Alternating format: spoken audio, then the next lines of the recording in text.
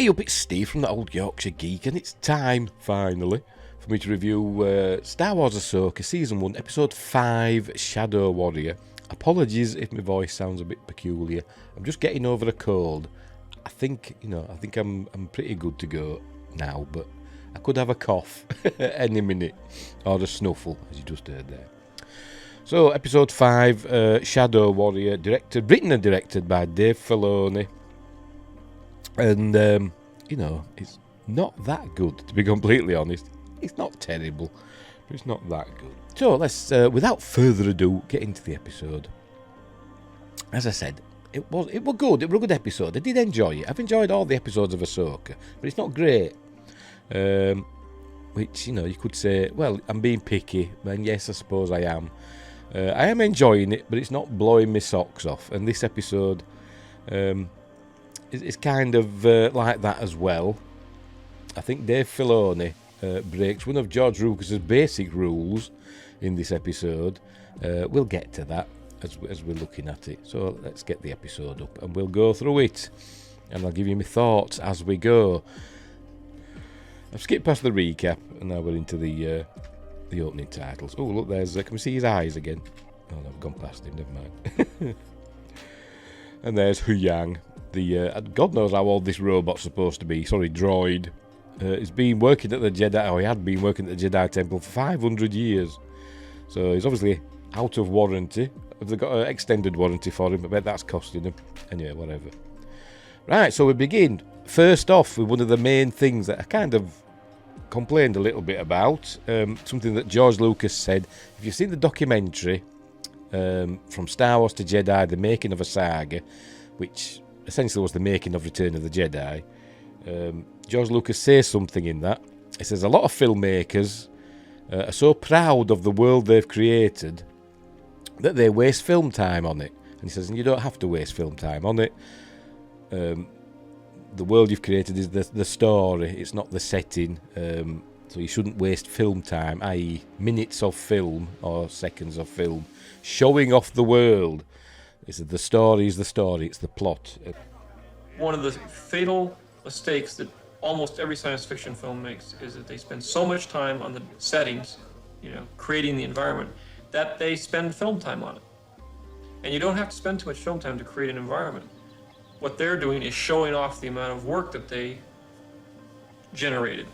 And it slows the pace of the film down. And the story is not the settings, the story is the story, it's the plot. And, in this episode, Dave Filoni, who directed and wrote it, shows off the world a little bit too much. I think he's trying to be dramatic, but it drags on, and you think he'll check in your watch and thinking, well, come on, get on with it. But anyway, so we start off over the planet Cetus with the red trees that, as I've said, reminds me of that planet at the beginning of Star Trek Into Darkness. But never mind. And here we are. We zoom in on this cliff with the henge, which we remember was constructed by an ancient alien race from another galaxy. So we zoom in on the... well, by the way, before we get there, let me...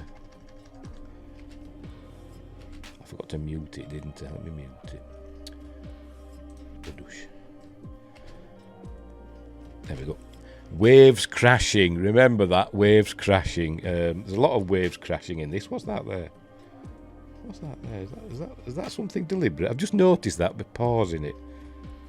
Is that what I think it could be? Let's go back. See, it could have... Sorry, this is just something I've just noticed right now, just with pausing it there. Remember at the end of the last episode, when Ahsoka was pushed off the edge of the cliff by Balin's skull, and then she wakes up what appears to be the world between worlds. I don't know if it is or not, but she's like standing on a Tron-like pathway. Is that what we're seeing there? Can you see it there? Can you see my mouse pointer? Yes, that there. There's like a line there, a white line there, leading towards the cliffs. I'll keep going backwards and see. Oh, no, right, hang on. Or is it just a light? Or is it... Maybe it's all CG. Maybe they're not real cliffs and it's just all CG and this is just an error. But there you can clearly see that. Is that supposed to be that pathway that she landed on? Because some have said what we're going to see in this episode is all in Ahsoka's head. It's like it's either her own subconscious teaching her a lesson, or it's the Force, a Force vision, the Force teaching her a lesson, or she is really in the netherworld of the Force, the world between worlds, or whatever they want to call it, and she does see Anakin, and he teaches her a lesson. I don't know. It's all like I say. It's not explained. And some could say, well, it's good that it's not explained. You don't have to explain everything. That infamous phrase from Force Awakens press tour that J.J. Abrams and Lawrence Kasdan said. You don't have to explain everything, which basically means you don't have to explain anything. But sometimes you do. But I'm just wondering, is that supposed to be a representation of the path that she's landed on? She's fallen down here into the water, and she's ended up on that platform, which doesn't make a lick of sense, because she's not underwater, she's in the world between worlds, but I don't know. But I just noticed that just now. So that's just a weird thing. But it says waves crashing, and then we move in. Here we go, on this, on the henge. It's obviously a basalt, what do we call it? A basalt plug. A volcanic plug. It's obviously basalt, isn't it? These columns, much like the Giant's Causeway in Northern Ireland. That's obviously what we're seeing there. But that's by the point. That's beside the point, by the by, whatever. So we're here at the henge, and then we're looking now. This does take a long time, by the way. Some skipping bits, lots of panning of the camera and stuff like that, showing off the world. He's being dramatic. George Lucas will be going, come on, faster with more intensity. And that's what this episode lacks, to be honest. But anyway, so there we go. We've panned down on the, whatever it is, the ski-on. I don't know what they call it. And remember that Balin Skull rammed his lightsaber through it, and then for some reason it's just broken in half. Why doesn't it have a huge lightsaber-shaped, blade-shaped hole through the middle of it? I don't know. It's just broken in half.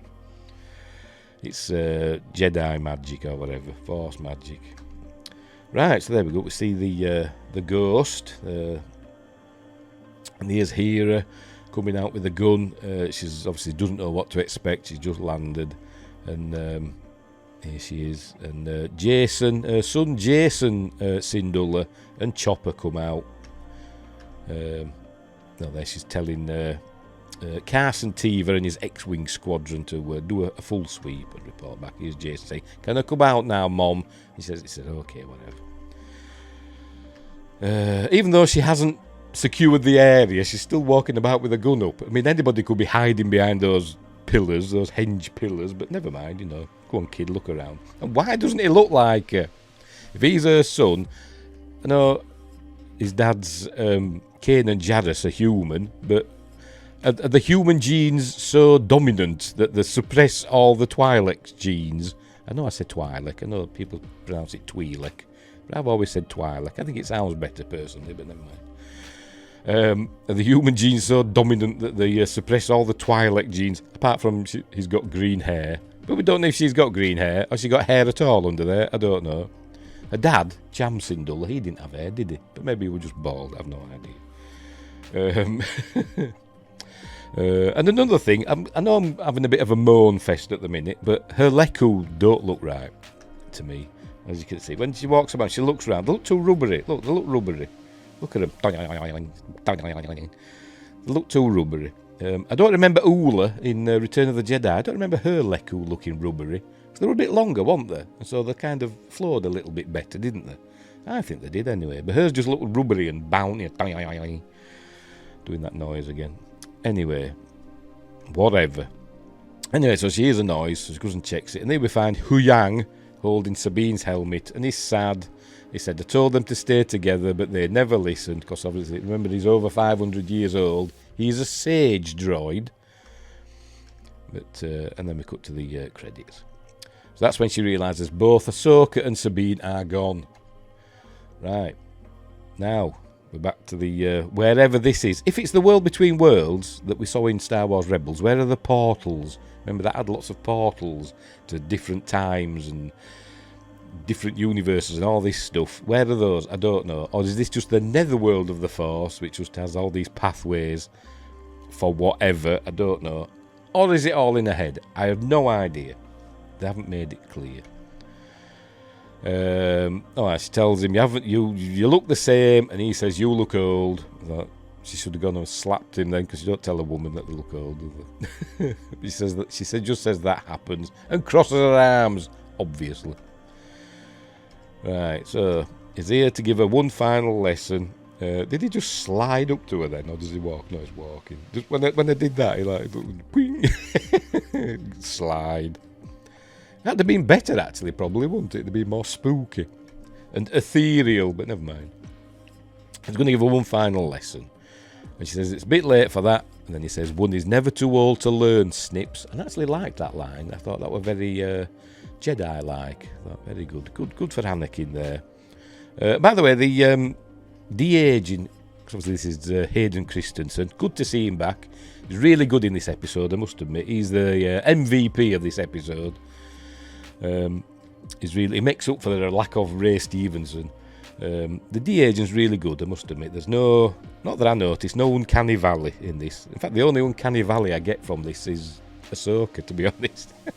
She always looks sleepy. I don't know if it's the contact lenses, Rosario Dawson struggling with them, but she always looks sleepy. Unless she's forcing her eyes wide open, but the rest of the time she looks as though she's about to fall asleep. But anyway, so she's going to have one final lesson with Anakin. So she's like, all right then, because she's a girl boss, You've got nothing to teach me. But there he goes. He ignites his lightsaber, and obviously it is Anakin's lightsaber. People say, no, it's carrying Darth Vader's lightsaber, but obviously not. I wouldn't know. I can't tell one lightsaber from another because I'm an idiot. But we do see, his red lightsaber later. But he didn't get his red lightsaber until he wore the suited Darth Vader, did he? When he were Anakin, when he were Darth Vader in Revenge of the Sith, he still had his blue lightsaber, didn't he? He hadn't turned red. He hadn't done whatever they do to turn the beam red. But anyway, so. Oh, she says, I'm not going to fight you. And he says, I've heard that before. And everybody is now saying, oh, well, that means it's real. Because she wouldn't know that Luke said to him in Return of the Jedi, I'm not going to fight you. But as far as we know, she may have met Luke. And maybe he's told her the tale. Or maybe it's part of the history books. Maybe he's done an autobiography about, what happened. And he's put in it. Then me and Darth Vader started fighting in the Emperor's throne room on the second Death Star. And he ignited his lightsaber, and I said to him, I won't fight you. So maybe she's read that. Or maybe not. I don't bloody know. Anyway, so they start fighting, and here we see, I'm presuming it is Hayden Christensen, and not like a stunt double that just stuck Hayden Christensen's face on, I don't know, but he's still got the moves. He's still really good, and it's actually, to me, he's playing with her. It looks like he's playing with her. She seems to be going at it as best as she can, but she's nowhere near as fast as Anakin, and he's toying with her. It seems like it to me. So they start fighting. Then we hear the waves crashing, and against these basalt columns. I'm going to keep saying that because I like the word basalt. And here's Jason Syndulla and Chopper looking out. If I was his mother, I'd be like, stay away from that edge. I hate cliffs and heights. I can't do with people that sit on the edge of cliffs and stuff like that. I'm always like, what if there's like a sudden gust of wind and you get blown off? But anyway, whatever. Here we go. So she's scanning, and you can see the scanner reminds me of the one that we see. I think it's Han Solo uses in Empire Strikes Back. Remember when he's looking for Luke? Kind of reminds me of that. I don't know if it is the same, but it's reminiscent of it. And Yang's got the half of whatever that thing's called. Don't know what he's doing with it. Maybe he's trying a bit of psychometry, which we see later. But anyway. But obviously they don't know where they are. They don't know where Sabine and Ahsoka are, and it is suggested that they've gone with the baddies on their ship, and she suggests that. Crikey, I'm ill. She suggests that there's Hera, and Huyang replies. There's another great character, by the way. I like Huyang, voiced, remember, by David Tennant. But you wouldn't know. If somebody didn't, if you weren't told that it's David Tennant voicing Huyang, you'd never guess. I wouldn't have done anyway. And there you go. And it says, as time goes on, the alternative becomes less desirable, so they don't know where they are.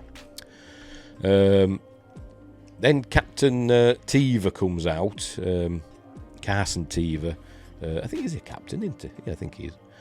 He comes out and says they're overdue for reporting back into HQ, because remember, they went without permission. So he says, well, I'll have to deal with that. And then Jason calls to her. She's like, just a minute. Just a minute while she deals with this. And then she says, I'll deal with this, Captain Teva. And Jason says, Mom, come on, there's something about the sea. And then she comes over, says, listen, what do you hear? She says, the waves crashing. She says, yes, but, what else do you hear? Listen. And as they're listening, she says, what am I listening for? So he tells her lightsabers, so there's a bit of, what's the phrase? Suggestion going on here now. Never tell somebody what they're supposed to be listening for, because they'll hear it. Anyway, so as they're listening, then we hear lightsabers, beat hitting and all that. We hear all that, as well as the sound of the waves. It's quite well done. By the way, I've got to admit, I do like the atmosphere of this place where they are on Cetos. It's really, really well done. Obviously, it's all done on the volume. It's on the sound stage, isn't it, with the big screens around them. But it is really, really done. You do get a sense, I think it is, isn't it?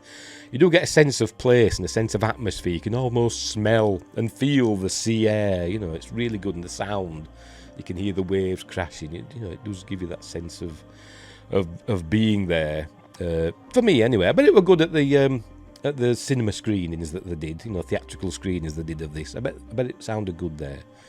But anyway.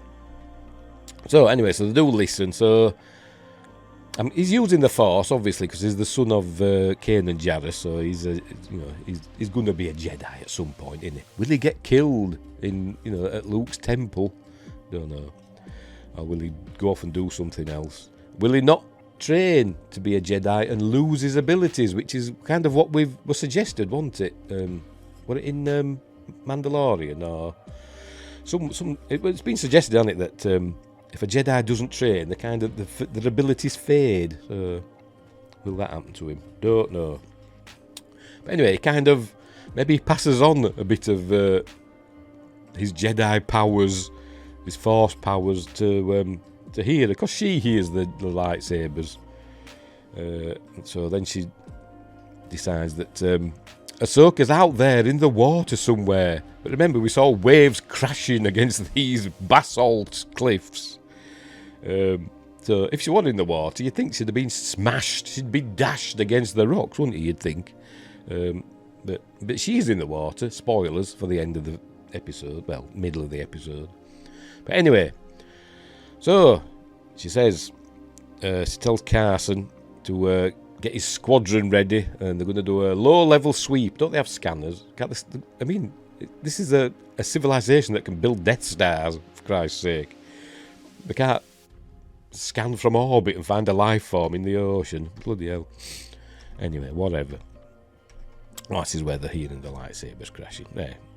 They're going to fly over the water and scan for Ahsoka. Meanwhile, back in the wherever this is, they're still at it. And as I said, it's like he's toying with her. But she don't believe that, because she's a girl boss. Looks like you don't have much left to offer. And then he says, I haven't taught you everything. And then later on he says, you have all of my knowledge, or something along those lines. So who's lying? I don't know. But then he does this in a minute when he's ready. I haven't taught you everything yet. Pshung, and then he does that. Slices through the path. How did he know it were going to do that? In her direction. I mean, it all could have collapsed, and he could have fallen as well. I don't know. Or he could have just gouged a line across it, and nothing happened. I don't. It's not supposed to make sense. It's for dramatic effect, isn't it? Maybe they should have had him do that and then use the force to push it down, because it's obviously weakened on her side. Use the force to push it down or shatter the thing. But it's not glass, is it? I mean, it's make it look as though it's glass, but it's obviously not glass. It's some form of energy, isn't it? Because it's not. It doesn't make sense. Dave, you're an idiot. Anyway, so she's falling. And then when she comes to, she's in this misty, red, foggy place. And then we see, there you go, we see clone troopers running by. What they call them, Type 1 or whatever. The earliest ones we saw from the start of the Clone Wars. The ones with the little fin on the helmets. And we see Anakin run by. They're obviously charging into battle. And she gets up and follows them. And then we see that they're in the Clone Wars. They're actually on Ryloth, the Battle of Ryloth, when the Separatists invaded the Twi'lek homeworld. And she says to him, "Master, we're on. This is the Clone Wars." And he says, "You're no kidding," because he's a young Anakin now. His hair hasn't grown yet, but he hasn't got his Padawan braid anymore. But she doesn't understand. So he says, "Come on, we've got work to do." He says, "What about my training? Remember, he's supposed to be training her one last lesson." He says, "This is your training." But as you can see, it's young Ahsoka now, played by, I forgot her name. I was going to look it up, and I forgot to. Never mind. Is it Arabella? I'll put it there. I'll put it there. I'm an idiot. It's who we saw in Avengers Infinity War. She played young Gamora. But she plays a good part in this. But I think they missed a chance. They could have overdubbed her voice with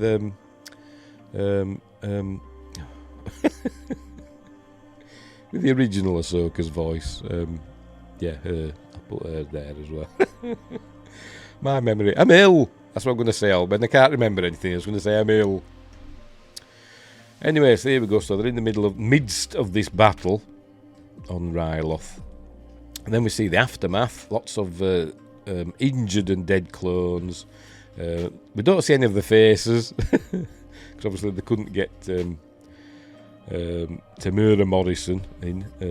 I think they get his voice. We see Captain Rex, but in his helmet, and we hear his voice. But we see this clone trooper here. We can't see his face. They covered him up. He's obviously dying. She's giving him comfort. So she's feeling regret because so many clones have died. And there we see a Twi'lek, look in the background. But he's saying, I'm training you to become a soldier. This is war. I'm training to become a soldier. And he says, well, is that all I'm going to be? Blah, blah, blah. There you go. She made mistakes. She's basically got to learn to live with her mistakes and be prepared to send people to their deaths, because that's what being a Jedi and a Jedi leader is all about. Pardon me. By the way, as you can see, when she turns her head, because her headdress or whatever this is obviously different. This is the younger Ahsoka. You can see the older one has a different design. And we see her without it later on. It looks really weird, but anyway. He makes a joke and says, how can you joke at a time like this? And there he goes, teaching how to lead and how to survive. And then off they go. And this is the shot. We see it again later on as he's walking off into battle. I've gone too far. Go on, showers. Right, we'll go. Are you ready? Are you ready? Are you ready? He goes into battle. Dramatic music's playing as well, by the way. Come on, get on with it. Dun, dun, dun, dun, dun, dun. Come on. Dun, dun, dun. And he changes to Darth Vader. Right. So anyway, the battle continues. Then we're back at the henge on Cetos. This were a nice shot as well. You know, talking about being atmospheric and all that. It actually did look like planes. I know these are X-wings flying over the sea. You did get that sense of it, particularly with the sound as well. The sound quality is really good. They're flying over the sea, scanning for Ahsoka, but they don't find her because obviously the scanners are rubbish. There they are. Look, good sound as they fly over. Carson tells Hera that they're going to run out of fuel, but she says no, carry on. Anyway, so what's his face? Huyang suggests that they're chasing ghosts, but anyway, she gets a message from Jason saying Chopper's picked up something. So his scanners are better than the ones on the X-wings and on the Ghost. And he's a tiny little droid standing on top of a cliff. But he says he's picked something up, so they're going to go and check it out. He gives them the coordinates. So off they go. Meanwhile, the battle on Ryloth continues. And is this Ryloth or is this?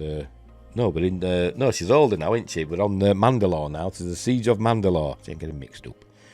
And we see her fight in we're going to see him. Here we go. We'll see a fight in the Mandalorians that are aligned with Maul, who was taking control of Mandalore, because I think he had the Darksaber, didn't he? So we see that. This is where we see Rex gives says something. We hear Tamara Morrison's voice. And then we see Anakin. He's saying he doesn't remember this. And then she says we had parted ways by that time. This was obviously after she'd left the Jedi Order, I think. It was late on in the Clone Wars, wasn't it? Clone Wars series. I think we're after the Clone Wars, technically, wasn't it? Or was that... I don't know, I can't remember. But this is where she's questioning, what her legacy is going to be. Her legacy is one of death and war and all that. But then Anakin turns bad, his eyes go Sith red, and she's got to defend herself. And we see he's got his red lightsaber now, which we never saw Anakin with. I know he's supposed to be Darth Vader into Revenge of the Sith, Darth Vader, but he didn't have a red lightsaber then. But never mind. That's by the by. So they start fighting. Then he kicks her. As I said, it's like he's toying with her. He kicks her and kicks her back to the world between worlds. And carry on fighting. And like I said, she seems really slow to me. And he disarms her quite easily. And then she's there, disarmed. But then, there you go, disarmed her. But then she disarms him and we don't even see it. It's like off screen. There you go. He lashes at her, look, probably with anger, and she just goes round him and then just grabs hold of his hand and takes his lightsaber off him. We didn't even see how, because it was off screen. Suddenly, she's got his lightsaber in her hand. I suppose the inference is that his anger and his rage got the better of him. She stayed calm, and used the Force, and disarmed him. And obviously she doesn't kill him. She says, I choose to live, and throws his lightsaber away. And Anakin turns good again and says, well done, that'll do. And that's the end of the lesson. The lesson endeth. And then as we watch, the world between worlds turns into water and she sinks down. And then suddenly she's under the water. I think this was a mistake to do this. She's floating under the water. We see her. There she is. Obviously under the water. Is she holding her breath? I don't know. Can Togruta breathe underwater? I don't know. Maybe the Leku are full of air and she's breathing that in. I don't know. But why didn't they just show her, at the surface of the water with the face in the air? She's floating on the water. That'd have been better, wouldn't it? Or maybe just about to sink under and then she gets saved because somebody jumps in the water. They've got an X-Wing pilot jumps in the water. And they pull her out So what? So they've obviously found her. So then have these X-Wing pilots and the Ghost flown back to the land, landed their ships. The X-Wing pilots have jumped into the Ghost, and they've flown back again. Something like that's happened, hasn't it? They must have done, because they're on the Ghost now and they're hauling her in and saving her life.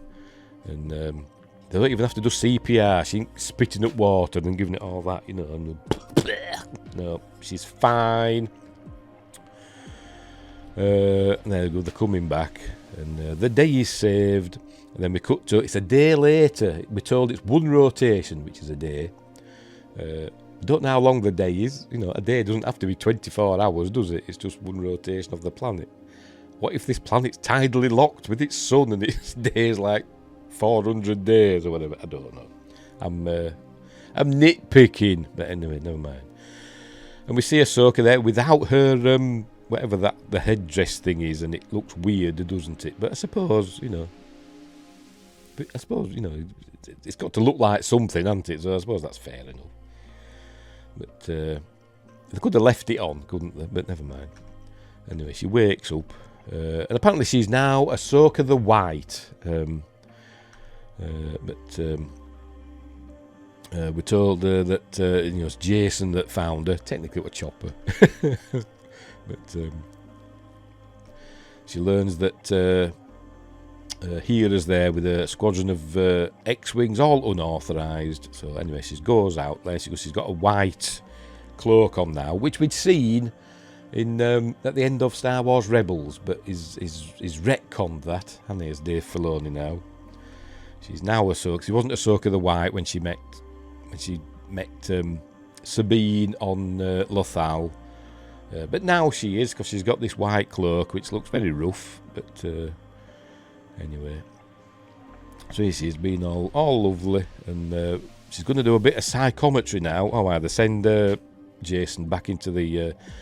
Huyang's going to show him the Jedi Starfighter, and he was asking about, will you teach me, how to be a Jedi and how to build a lightsaber?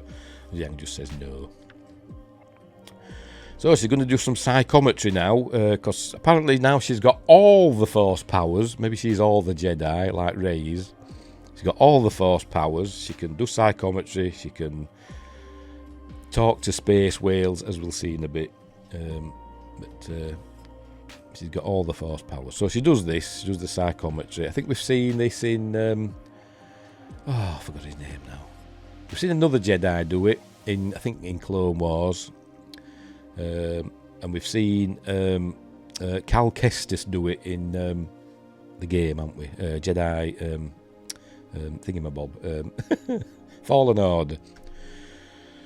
Anyway, so she does that, and she's using the Force and listening, and she can hear Sabine's last moments with the thing, the Cuisinart that she's got, and so we learn that she's gone off with the baddies.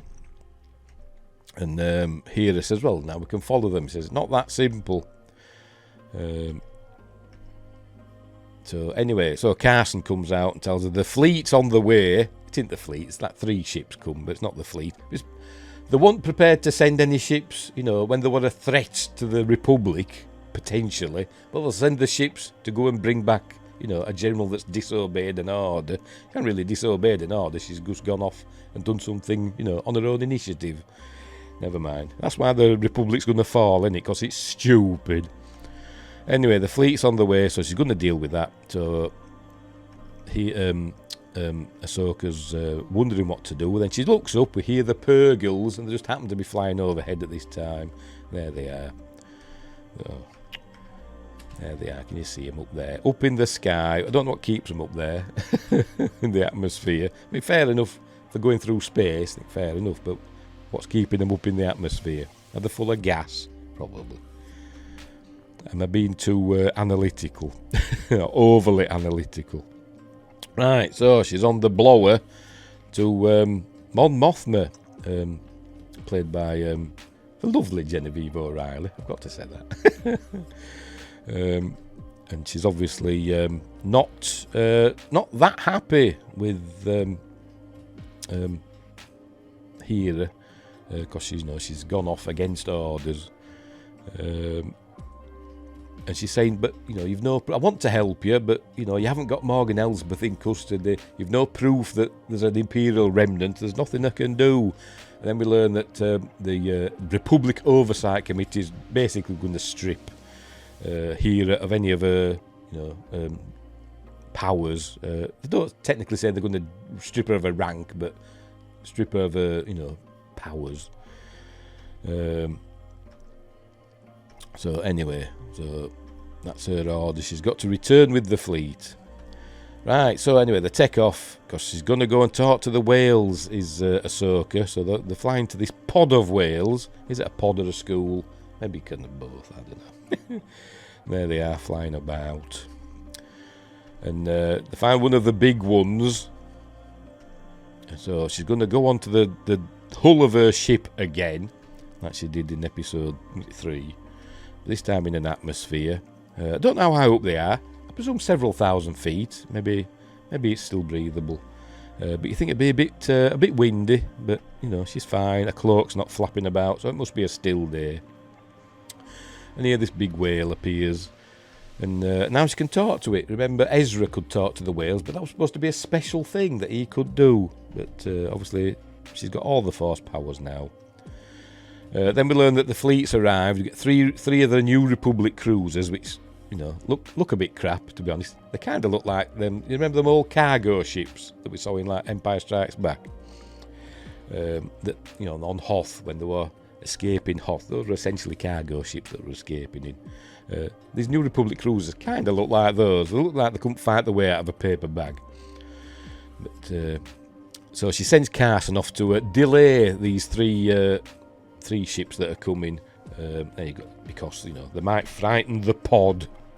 There they are. Look, they've arrived. They look rubbish. Have they got any guns? Don't know. There we go. The X-wings intercept them, and here we've got obviously a girl boss captain, because everybody in positions of authority are women, aren't they? In the Republic. So Carson's telling her they can't approach because Hera's in the middle of a mission, and is not authorised to let them by until she's completed it. And the captain says, well. There was no mission. He says, I respectfully disagree, but he says they're gonna arm a tractor beam. I don't know what they're gonna use the tractor beam on. The X-wings on here on the Ghost. Don't know. But they're gonna arrest her for that, as it said there, for disobeying a direct command. But here we see Jason watching Ahsoka talk to the whale.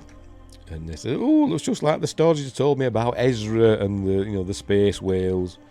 He said, "Is she hoping that they'll take her to Ezra?" He says, "That's the hope, or that's the plan." So here she is talking to it with the Force. Then it opens up, and we see it's what they call it, baleen. It's got these baleen wherever they are, like blue whales have, and them sort of whales where the filter krill and shrimp and stuff like that. Tiny sea creatures. So what are these filtering when they're flying through space or through an atmosphere? Don't know. Stuff. But so she goes and bangs on the. Why does she use a communicator? Don't know. Why does she bangs on the thing? Fly inside. Why didn't she just go back in and say fly inside? But no, she goes and bangs on the cockpit window. And people have been saying, how could he hear her? But it's obviously, it doesn't have to be, thick, massive, thick glass like you get on the space shuttle. It's transparent aluminum or whatever. Or it would be transparent Durasteel in Star Wars, wouldn't it? Anyway, so they fly inside, and this is very reminiscent of Empire Strikes Back with the space slug, isn't it? Look, this is no cave. That's what it reminded me of. So they're inside the whale now. They've gone all Jonah or whatever. They're inside the whale. Or Pinocchio. That's probably what we're more thinking. Probably not thinking about Jonah. Probably thinking of Pinocchio with Dave Filoni. But never mind. Or we're probably thinking of something Japanese. Because everything's got to be Japanese with Dave Filoni. It's probably an anime fan. Everything's Japanese. Anyway, so the whales set off with the ghost there flying. And this fella here, who looks a lot like... that shot there is reminding me of... I forgot his name now. Zachary Quinto. Look at Zachary Quinto look to him.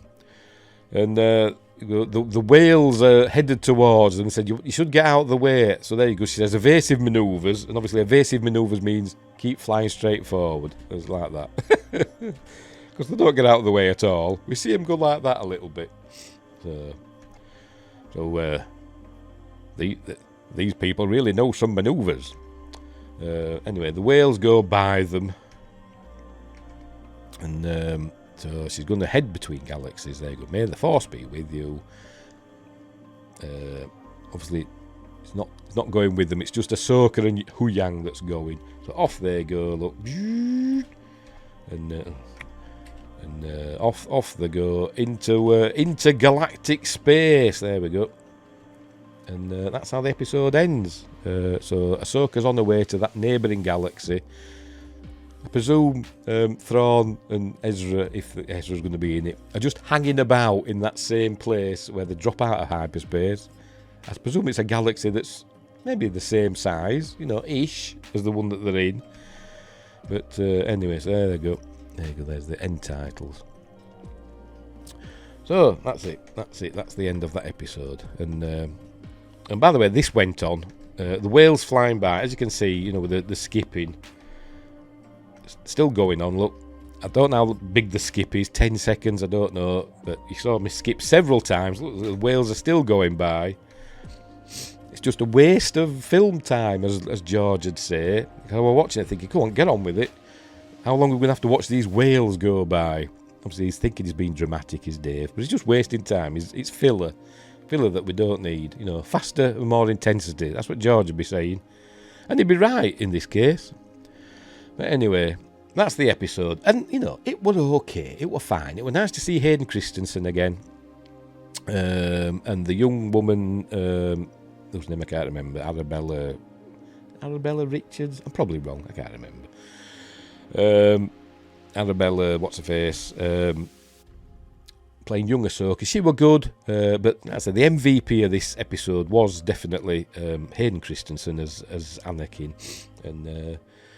And it was an okay episode, but it wasn't the amazing episode that everybody's been saying. And not a lot happened really, to be completely honest. How did Ahsoka survive in that water? Was she underwater? Was she really in the netherworld of the Force, the world between worlds? Was it all in her head? We don't know. Was it a Force vision? I don't know. It's all up in the air, isn't it? I bet Dave Filoni will have answers. He'll probably give them at some point. He'll have some, excuse as to what happened and why. But it didn't make a lot of sense. But it didn't. I suppose it didn't really have to. I'm sticking up for it a little bit, I suppose. As I said earlier, that's one of the things with Disney Star Wars. Not everything has to be explained, which means nothing has to be explained. Things just happen. But sometimes you do need an explanation for verisimilitude. But as I said, why wasn't she dashed on the rocks? Her, frail body smashed and bones broken against those basalt columns. But anyway, will the whales take them exactly to where Thrawn is? Maybe they will. Don't know. Anyway, we'll leave it there. Oh, knows that fella. But and who's she? She looks familiar. I've seen her in something else. That's Zachary Quinto. There's the whales again. They do look nice, I suppose. But we'll leave it there. The score in this episode, it's not a great score from me, to be honest, because while I didn't hate this episode, it was a bit dull, and it was a bit stretched out. So I'm going to give this a 6 out of 10. Not the best episode so far. I was more impressed with, as I said earlier, with the atmosphere of the episode, particularly around the henge. And the sea, it did evoke like being at the seaside. You could hear the waves crashing. You could almost smell the ozone and the salt in the air and all that. But let's say we're a nicely made episode, but it just wasn't a very interesting episode, really. But it was nice to see the clones, nice to see Rex, even though, you know, it could have been anybody. But they're like, you know, what's the word? Member berries. That's what they want, the jangly keys and all that. But, you know, whatever. As I said, 6 out of 10. Not terrible. So we've got how many episodes? I think we've only 3 episodes left now, haven't we? So I'm going to see Thrawn's not going to be until the last episode, I bet. But we'll see. Hopefully next episode they'll catch up to him and we'll see what's going on. But we'll leave it there. So, where have I put it? Where is it? Where are you? There you are. Yes, we'll leave it there. So, apologies for my croakiness and snuffliness and all that. But, we'll leave it there. So, wherever you are, look after each other. And until next time, I'm ill. I'll see the...